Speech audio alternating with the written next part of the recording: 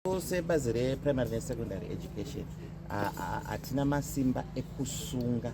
Tinobatana nemamwe mapazi ehurumende ane masimba ekusunga anenge aita chioko muhomwe kana kuti anenge aita huori zvekuti vanobva vatoendeswa kumatare ezimhosva vobva vapinzwa muzvitirongo.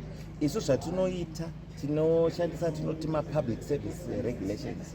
Tikakuona uine mhosva iyoyo inokwanisa kuita iwewe kuti umbomiswa basa kana kuti utodzingwa basa. Zvichakadaro takabatana nemamwe mapazi edu anoita sana Home Affairs kana Ministry of Justice kune matare edzimhosva. Kana mhosva yako iri hombe unozokwanisa kuzoona wamuchitirongo.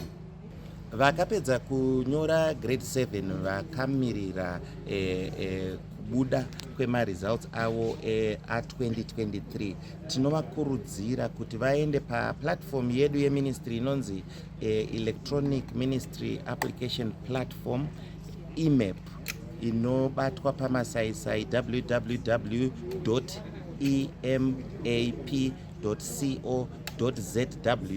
vorejesta kuti vari kuda kuzoenda kuchikoro chipi. Apa tiri kungoitira vanoda kuenda kuchikoro cheboarding, asi asiri kuda hake kuenda kuboarding nzvimbo dzakazara hati havambopedza nzvimbo dzeForm 1, asi nzvimbo dzeboarding ndo dzishoma muZimbabwe munomu. Sehurumende tiri kushanda kuti tivake zvikoro zveboarding. Ndosaka tiri kuti panzvimbo dzeboarding apa munoenda paplatform iyoyo moisa zita renyu, motaura zvikoro zvamuri kuda kuti tichaenda uku, ndiri kuda kuenda kuchikoro chakati kana kuchikoro chakati kuForm 1.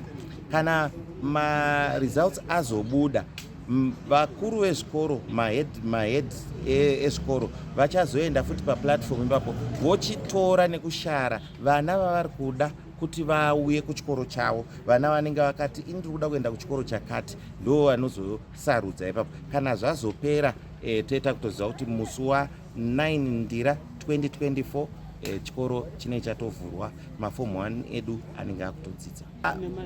Ndo zvatinoti isusu sebazi rePrimary neSecondary Education tine atinoti macommand centers atakaisa madistrict edu aisi ari 72.